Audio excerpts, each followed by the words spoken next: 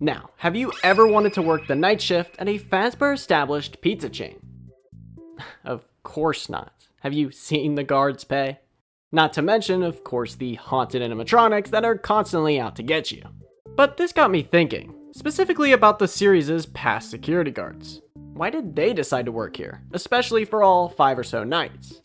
So today I wanted to take a look at each individual night guard in the Five Nights at Freddy's series, with the goal of, keyword, trying to identify some of them and explaining their significance to the story as a whole, if they even have any.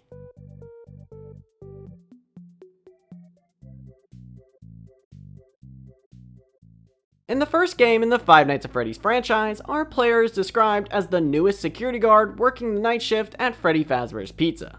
While there are barely any distinct physical characteristics, besides this character's blue eyes, a name is given to us when we're provided our paycheck for completing Night 5. This person's name is Mike Schmidt. Who is Mike Schmidt? Who's Mike Schmidt? Bro, have some respect here, man. What are you talking about? I don't know who Mike Schmidt is. Now, if you're a fan of Five Nights at Freddy's, you're probably very familiar with this name, and how it's commonly referred to as an alias for Michael Afton, the name of William Afton's son, and basically the main character of the entire series. Trust me, he'll be mentioned a lot here, something that the character encyclopedia unfortunately didn't do. Before I go on, I'd like to properly introduce the character of Michael Afton. First appearing in the post-night minigames in FNAF 4, Michael is the older brother of the crying child, who wears a foxy mask and constantly torments his younger brother, to the point where he eventually kills the crying child by mistake after persuading a few of his friends to lift him into Fredbear's mouth. While left wildly up to speculation, it's assumed that following the guilt of this accident and the preceding murders taking place in Fazbear-related establishments, Michael is actively set on trying to take his father, William Afton, down. But, you know, he has to find him first. At least that's how many interpret his character. Michael Afton is not your typical protagonist, you see, as a lot of the information surrounding his character could be tied back to, well, purely speculation, outside of like sister location and some of the books. Anyway, let's go back to FNAF 1. Essentially, a lot of the evidence supporting Michael taking this alias is hidden inside the contents of the official FNAF survival logbook, in which we can see that a previous night guard, under the name of Mike, details and illustrates a few of his experiences while working the shift. The survival logbook in question has to have been released in universe at around the time or after Fazbear Frights was open on the timeline due to many of the illustrations depicting the office we see in game. All the words and surprisingly really good drawings by Mike are written in red. We can even see this on the front page, where he's the one that renames the book to the survival logbook. So knowing this, how do we specifically know that Michael is a security guard we play as in the first FNAF game, other than Mike simply being a nickname for Michael? Well, spoiler alert, but it's practically 100% confirmed that Michael Afton is the protagonist that experiences the events that take place in Sister Location. And trust me, I'll get to that game later. If we look back specifically at the survival logbook, we can see that Mike makes specific references to casual bongos, exotic butters, and the TV show The Immortal and the Restless, mentioning the character of Clara. As all these events have to pertain to Michael Afton, it's pretty fair to say that the Mike, who's referenced to be the previous owner of a book for security guards, is him. If we want to add more to this, we could also say that certain elements in FNAF 4 also confirm that Michael is Mike. Like how on rare occasions, the player can hear a reversed, pitched down version of the Night 1 phone call from the first FNAF game. I wanted to report a message for you to help you get settled in on your first night. Who else would have experienced these things besides the Night Guard from FNAF 1?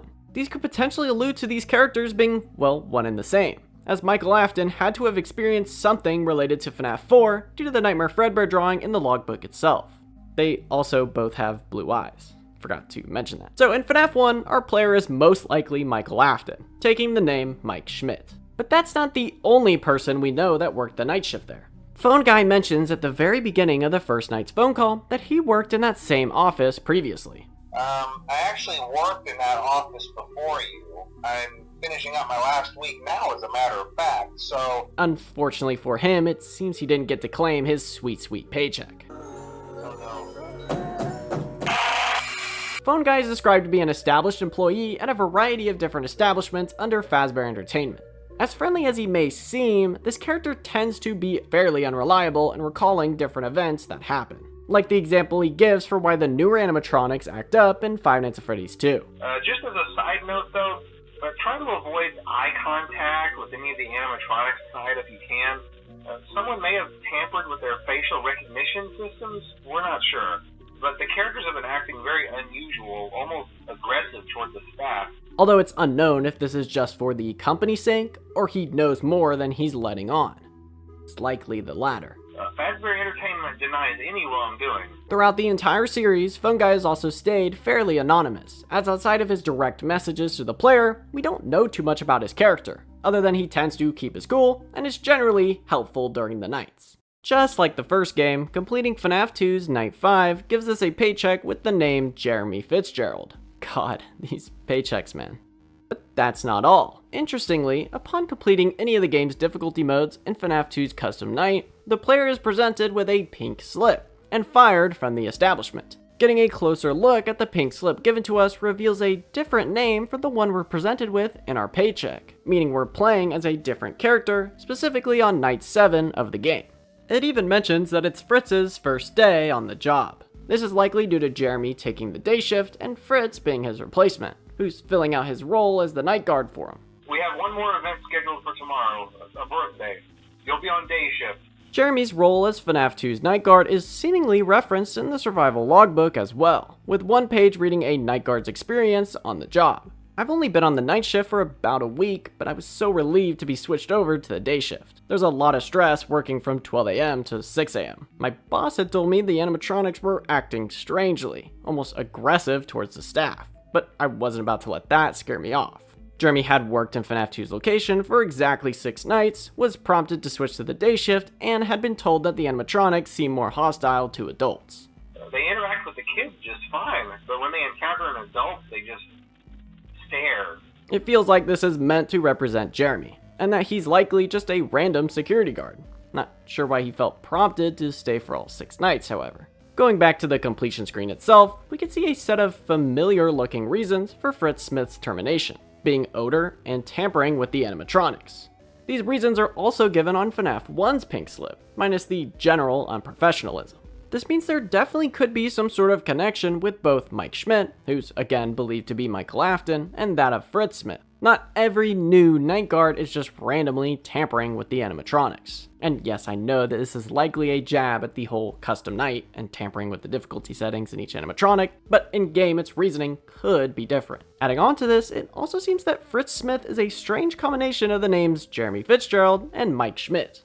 Using everything we know about the two names given in FNAF 2, it's likely that Jeremy Fitzgerald is simply a new security guard working the night shift, while Fritz is fairly up to speculation. I do think it would make sense for someone like Michael to visit this location, especially after hearing FNAF 2's Night 5 phone call. We don't have a replacement for your shift yet, but we're working on it. We're going to try to contact the original restaurant owner. I think the name of the place was Fredbear's Family Diner or something like that. His connection to Fredbear's Family Diner is pretty clear, as he would have been the son of the owner, and if he were a teenager in 1983, he could still be a suitable age to take something like the night shift job at this location in 1987. But aside from that, there's not much to go off of for good old Fritz. I do like to think that if he truly is his own character, that Fritz sought the job out simply for the challenge. FNAF 3 introduces us to... oh, there's no paycheck, so no name. Well, this unnamed employee is the one that's meant to represent a fictitious security guard and also work the night shift at Fazbear Frights, a horror attraction related to Fazbear Entertainment. An interesting detail here is that the protagonist is addressed as if they had already worked at the attraction for at least one night. Hey, glad you came back for another night. I promise it'll be a lot more interesting this time. This is unlike previous titles, which follow our guard's first night on the job. So this whole Night 1 deal is basically a lie. Anyway, since FNAF 3 follows suit in not giving our player character any physical attributes, or even a name in this case, the Nightguard here has been left up to heavy speculation. But in my opinion, I feel that there are 3 established characters that are most likely to be filled in here. The first being, of course, Michael Afton. If we go back to the survival logbook, we can notice many illustrations that are of the FNAF 3 office, meaning that the book must have also been made around the time this office and attraction was built. Also, the book itself strangely puts a large emphasis on Foxy being FNAF 3's security guard, even to the point where he wears this same security badge on each page displaying the night we're on. Foxy is of course an animatronic that's absolutely associated with Michael Afton, as he was the one that wore the Foxy mask in FNAF 4's post-night minigames. Not to mention that the hallucinations we're experiencing are of animatronics present in both FNAF 1 and 2. Maybe Michael is hallucinating them due to his past experiences at these locations as a night guard. We could also say that Hudson has the potential to be the FNAF 3 guard as well. If you don't remember, Hudson is the name given to a character in the Fazbear Frights story What We Found. In the short story itself, Hudson is continuously haunted by his past, with induced trauma from his family members and kids at school. When his family's house burns down at the end of his senior year, it kills both his stepdad and his mother, with many shifting the blame to Hudson himself. Later on, Hudson gets the security guard gig at Fazbear's Frights, and when a strange new animatronic is brung in, begins to be continuously teased by Springtrap, animatronic parts around the building, and his past trauma, with the story concluding that Hudson had been horrifically burned alive inside an oven at the location's kitchen. So, problem solved. Hudson's our night guard. Well, not necessarily. While it's true that this story gets many things spot on about FNAF 3 in general, it also has a few strong contradictions. Like how Hudson both spends one night at the attraction and dies after encountering Springtrap, unlike FNAF 3's main ending. Which also, unlike the game, very evidently doesn't end up burning the entire attraction down. Now this isn't me saying it isn't possible, or that Scott didn't want Hudson to be the FNAF 3 night guard, but it seems more likely, funnily enough, as evidence that proves that Michael is actually the security guard here. I mean, both characters have traumatic pasts involving their father figures, seem to have some sort of connection with Springtrap, and get burned alive inside a furnace. Springtrap even imitates his stepfather's voice to try and belittle him, just like how William, inside of Springtrap, is literally Michael's father. To me at least, it seems that Hudson is meant to represent a parallel of sorts to Michael's situation in this game. However, since he's literally made out to be the FNAF 3 night guard that works at Fazbear's Fright in this story, it's possible that he, or a character with the same name, genuinely is. And last but certainly not least, many theorize that it's actually Henry Emily working the shift at Fazbear's Fright. Now, truly, the only piece of evidence that I could see connecting these characters is that the night guard seems to set the place on fire at the end of the game, just as Henry does in Freddy Fazbear's Pizzeria Simulator. We know that Henry is dead set on ending any recollection related to his former business, would absolutely try to make an attempt on William's life, and hopefully free the souls that he tortured. Other than that, there's not a lot more to prove this theory. All in all, FNAF 3's night guard is still a very hot debate going on right now, specifically against Hudson and Michael. So I can't say with 100% certainty that one is the night guard or one isn't. It's practically impossible with what we have so far. But Hudson's not the only security guard that's mentioned in FNAF's different book series. In fact, there's quite a lot. One that's prominent in the Fazbear Fright story, Room for One More, is Stanley, who's tasked with working the night shift at an unidentified underground location. During the nights, however, he continuously finds small mini-arenas on his desk, and when waking up from his naps, they mysteriously disappear. This happens for a few more nights until suddenly he wakes up with one attempting to crawl inside his mouth, finding out that the reason he's been feeling more and more physically sick is due to the mini-arenas inside his body. Just as Hudson beforehand, I feel that Stanley's situation is very similar to something that Michael Afton went through in the events of Sister Location.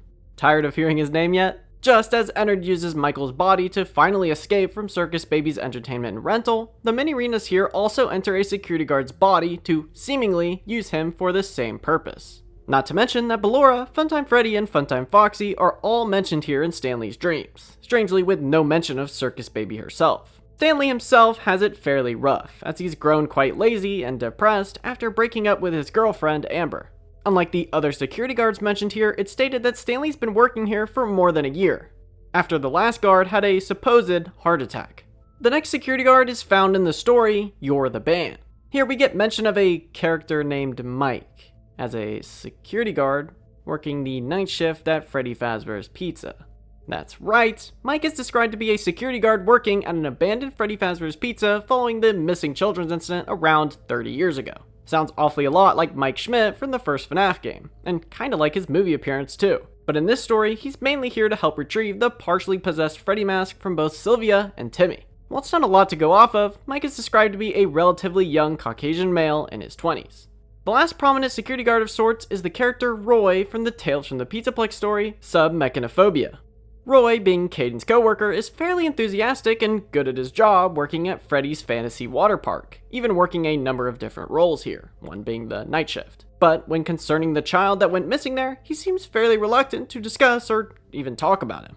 At the end of the story, he purchases the park and renames it to Roy's Fantasy Water Park. Spanning across other mediums of FNAF books, other security guards here are either really small side characters or aren't described enough to be necessarily listed.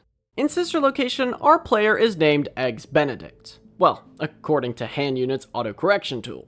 But just like some of the other games, the technician or security guard we play as is actually someone that's revealed to us upon completing the game's custom night. Specifically after completing the Golden Freddy level difficulty setting, a cutscene plays revealing the person who went through the events of Sister Location as Michael, William Afton's son. Father, it's me, Michael. As he does mention some specific moments that take place in Sister Location. I did it. I found it. It was right where you said it would be. They were all there. They didn't recognize me at first, but then they thought I was you. And I found her. I put her back together, just like you asked me to. She's free now, but something is wrong with me. I should be dead, but I'm not. This would directly mean he's who we play as in the game itself, and is also the purple-shirted figure we see after every minigame in the custom night. It's where he got his beautiful blue eyes. This can sort of also cut back to Michael's role as Mike Schmidt from the first FNAF game, as Hand Unit has the name Mike strangely plastered above the keypad. Something that Hand Unit directly refers the player to type out on the first night of the game. Please enter your name as seen above the keypad. This cannot be changed later, so please be careful. As I stated beforehand, Mike from the survival logbook specifically mentions Clara from the show The Immortal and the Restless. This exact same soap opera is shown whenever the player completes their shift that night, connecting both Mike Schmidt and Michael Afton once again. So, in Sister Location, Eggs Benedict is actually Michael Afton. In Freddy Fazbear's Pizzeria Simulator, we've been promoted from low-end security guard working night shift to this pizzeria's new owner. Well, too bad we still have to work during the night. While not outright stated to be so, we can speculate that Pizza Simulator's protagonist is, you guessed it, most likely Michael Afton due to a few factors. The first one being that the animatronics at the location seem to actually know who the player is. After being jump scared by Scrap Trap, he can sometimes say this line. Bittersweet, but fitting.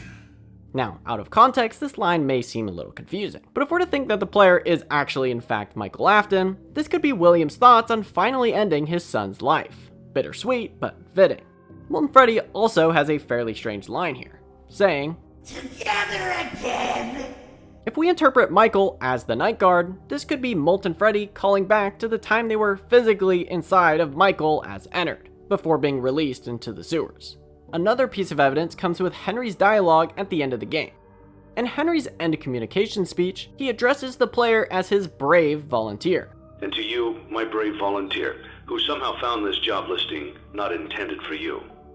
Although there was a way out planned for you, I have a feeling that's not what you want.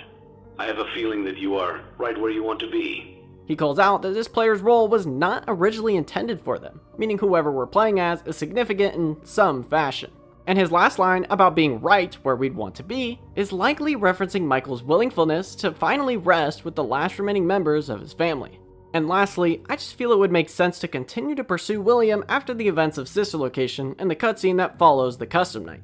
If Michael is not there to make sure that William is gone for good, then what's the point of pointing out his pursuit of him in the first place? There is only one thing left for me to do now.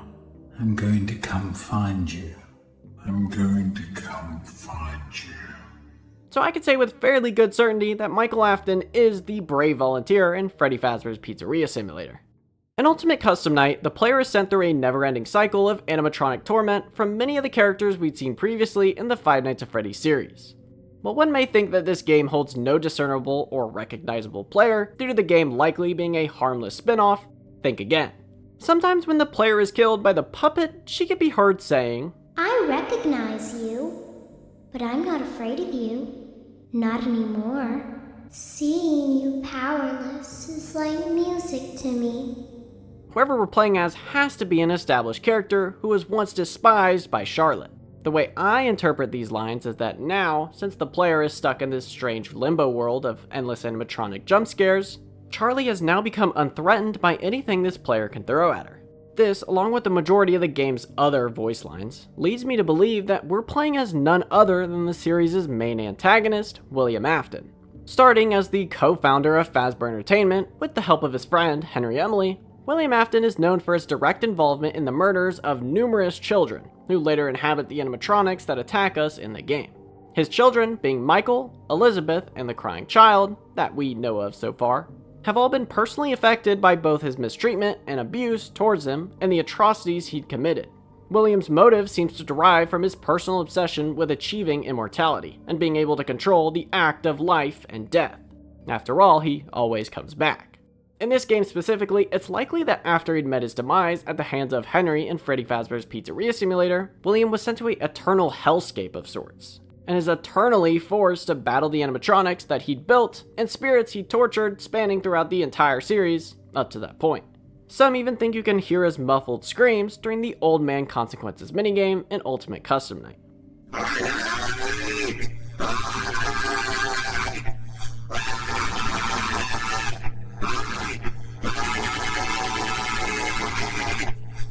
For this to be someone like, let's say, Michael Afton, we'd have to suspend belief for a lot of the different voice lines spoken by animatronics in this game. I am the fearful reflection of what you have created. I was the first. I have seen everything. I am remade, but not by you, by the one you should not have killed. I have seen him, the one you shouldn't have killed. Greetings from the fire, and from the one you should not have killed. But why would William Afton be displayed as a Nightguard here? Well, it seems that William did at least work the night shift during his time as co-owner. From the Night 1 phone call in FNAF 2, it implies that someone worked there before Jeremy. You're only the second guard to work at that location. The first guy finished his week, but complained about conditions. We switched him over to the day shift. So, hey, lucky you, right? And as a day shift option is open after night 6, when we get it all sorted out, we may move you to the day shift. A position just became available. It could be that this same employee was the one who caused the incident there. The Silver Eyes also has William Afton working the night shift at an abandoned mall under the alias of Dave Miller. It's not like it's never been seen before. So in Ultimate Custom Night, it's very likely that the person we're playing as is none other than William Afton. And finally, we get to our latest appearance of our series' new main security guard, Vanessa. Her time as a security guard consists mostly in Five Nights at Freddy's Security Breach, where she constantly wanders the Pizzaplex in search of Gregory. In fact, she's the only human security guard here, and can funnily enough actually jump scare you. However, this isn't her only role in this game. In fairly small sections of the game, Vanessa switches her security outfit for a white rabbit-looking one and becomes Vanny. As Vanny, her attitude completely switches from an exhausted, sleep-deprived security guard to a sadistic serial killer. This all seemed to start after transferring her body with Glitchtrap and Help Wanted in her time beta testing the game, where he then assists her in maintaining the security position at the newly built Pizzaplex, and influences the animatronics there to go berserk. If you achieve the Princess Quest ending by finishing all 3 of the Princess Quest arcade cabinets, you then detach Vanessa from Glitchtrap's control and leave the Pizzaplex. And just for a shameless plug, if you want to learn a lot more about Vanessa and her importance in the series, I made a half-hour video that does just that. I'd highly recommend you watch it. I think I did a pretty good job covering her entire story. Well, up to this point. Who knows what's in store for her in the future. Other than Vanessa, scattered all throughout the Pizzaplex are these little guys. Trust me, you won't be able to miss them when you're actually playing the game. These security bots are equipped with a security hat and flashlight. If Gregory gets too close to their flashlight's beam, the S.T.A.F.F bot will jump scare and quickly send an animatronic after him. Good thing I'm well equipped for situations like this.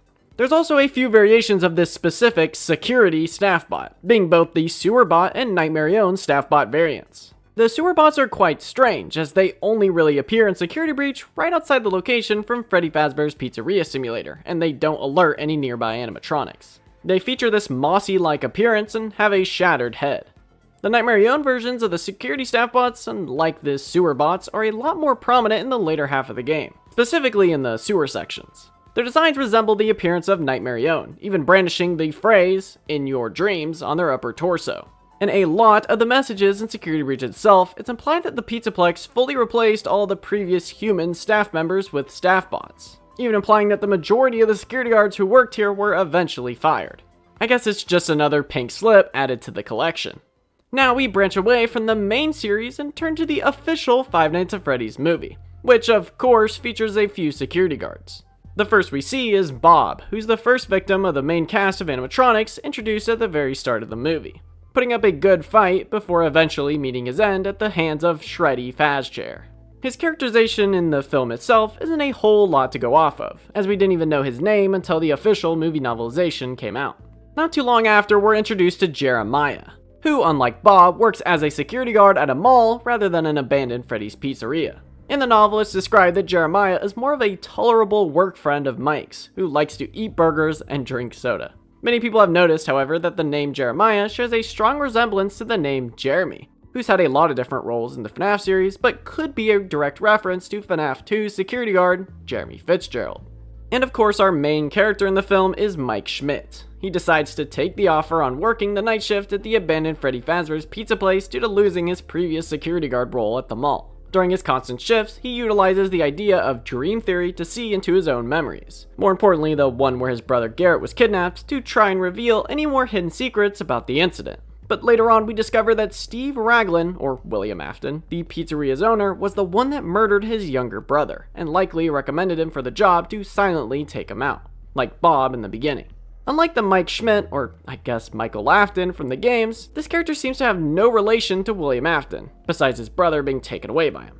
And so far, that's every major security guard that plays a role in the Five Nights at Freddy's series. Starting off as a character that was simply meant to represent the person playing the game, it's really cool to see some of these characters get further fleshed out as the story unfolded. However, that's not to say that there's a lot of security guards here that have barely any information tied to them. But maybe that just makes the speculation and theorizing even more fun. Oh, is that a book? A book that talks about the previous week before Mike's shift at Freddy Fazbear's Pizza? So about Phone Guy. Oh. Well, you see, maybe we won't have to wait too long.